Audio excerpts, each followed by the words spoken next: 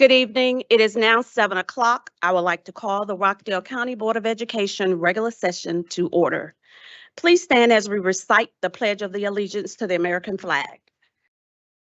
I pledge allegiance to the flag of the United States of America and to the republic for which it stands, one nation, under God, indivisible, with liberty and justice for all. Do I hear a motion to approve the agenda presented? So moved, Heather. Second, Akita Palmer. A motion to approve the agenda has been presented has been made by Ms. Duncan and second by Ms. Palmer. Is there any discussion? All in favor? Motion carries unanimously. Do we have any visitors? There are no visitors tonight that want to speak.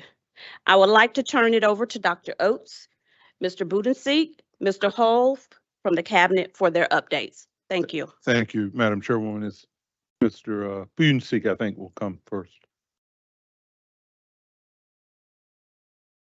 Good evening, Madam Chair Brown and Vice Chair Duncan, board members, Dr. Oates. I have one action item tonight. Last week I shared with you the right-of-way expansion by RDOT at Flat Hills Elementary School and the recommendations superintendent shared. And as Santana Flanagan has done a great job reminding us, we have another part of that action that needs to take place, which I'm sharing with you tonight.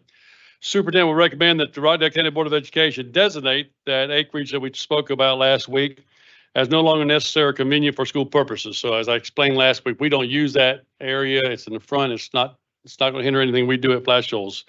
And by board policy DO and board regulation DO R1, require the board to designate this property as no longer necessary or convenient for the school purposes before the board can dispose of the property.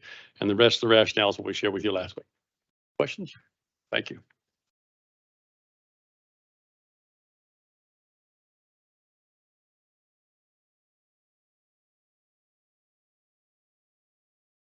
Good evening, Madam Chair Brown, Madam Vice Chair Duncan, members of the board. I'll be going over the final financial reports for the month of May.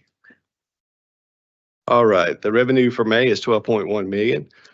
Year to date is 177.1 million, which is 97.9% of our budget. Last year in May, we received 11.1 million, 173.8 million, which was 101.4% of our budget. Expenditures in May, 17.8 million. 172.8 million year to date, which is 93.7% of our budget. Expenditures last May were 14.6 million, 160.3 million year to date, which is 93.5% of our budget. Our outstanding encumbrances are $1,097,781. Our fund balance at the end of May is 42.9 approximately. Last year we were at 42.3. Assets 42.9, all liabilities are cleared. Fund balance 42.9. I just want to remind the board that there will be no June financials next month. We'll be closing the books and I will be presenting those in August at the regular session. Okay. So I'll present final numbers in June and then July numbers in August. No financials, the only month of the year we have no financials next month. Thank you, Mr. Hull.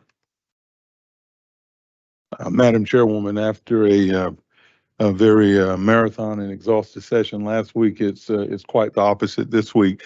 But in the way of an update, I'd just like to share, as I've shared with the board previously, that our elementary and middle schools have concluded their summer school support services to those students who avail themselves of that. And I want to take this opportunity to commend operations, but also our principals and our assistant superintendents and all of those who work together. It's truly an interdepartmental effort to make sure that we were able to provide the necessary transportation for the students. Of course, the first day, a couple of weeks ago, you have to iron out a few wrinkles, but they did that in short order. And also I would be remiss if I didn't acknowledge the Dr. Smith-Dixon, the food delivery piece as well. And so that's so very essential. Our high schools, they're going a little longer. They'll be going to the end of this month. And I do know that there have been visits made to the sites and things are going well. The other thing I would share, of course, we know that we've got a pretty extensive consent agenda, and then separately from the consent agenda, we have the budget. The thing I would say there is that I'm proud of the budget. We made some austerity decisions, but I believe that they're the correct decisions. And what I'm most proud of the budget is that it accomplishes or achieves two important things. One, which is the priority, which is it provides for instructional materials and resources for our students for their learning, achievement, and growth. And secondly, it also provides for some pay increases for staff, and that's critically important. You know, one of the things I'm very, very, very proud of is that when I became superintendent in the spring of 2018, the beginning pay for a beginning teacher in Rockdale County was $38,712. When we begin fiscal year 2024, that's going to be $48,712. And I make that point because over the last 5 years, we've been steadfastly and consistently committed to increasing the pay of our staff and particularly our teachers. And to be able to, if you had told me 5 years ago that 5 years hence, we'd be at a starting pay of almost $50,000 for teachers, I probably wouldn't have believed that. And I want to thank the Board of Education because obviously those moves within those annual budgets required the board's approval. That's really one of the single most important functions of the board is to provide for a budget so that the school system can operate effectively and efficiently. And so I want to thank the board for that, for where we are now, but we can't afford to lag behind or to lack regional salary competitiveness when it comes to our teachers particularly, but our staff in general. So that's all I have, Madam Chairwoman. Thank you, Dr. Oates. Okay, the next on the agenda is a recess. Is there a need for a recess? Anyone? Okay, so we'll keep going. Next on the agenda is information. Please review the important technology and financial presentations. The board had reviewed the minutes for all board meetings held in May. Do I hear a motion to approve the minutes for the board meetings in May? So moved. A motion to approve the May board minutes has been presented and made by Duncan and seconded by Ms. North. Is there any discussion?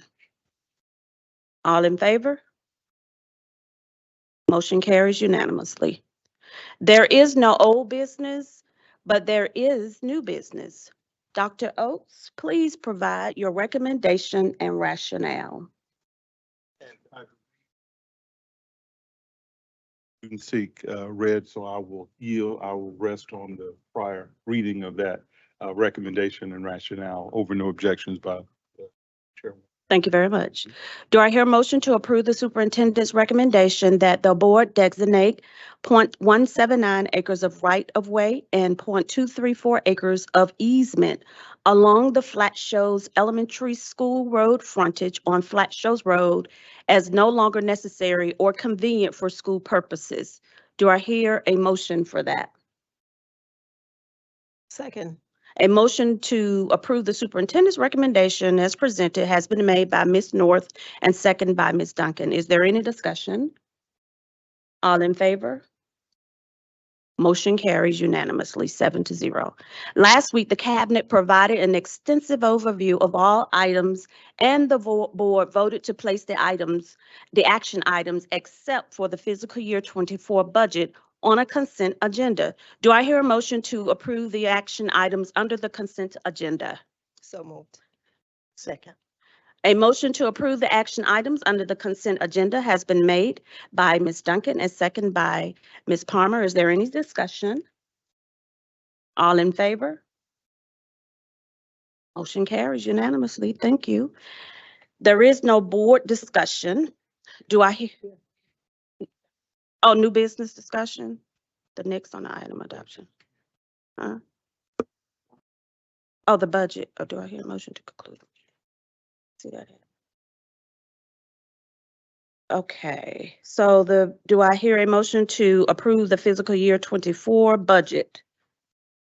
So moved.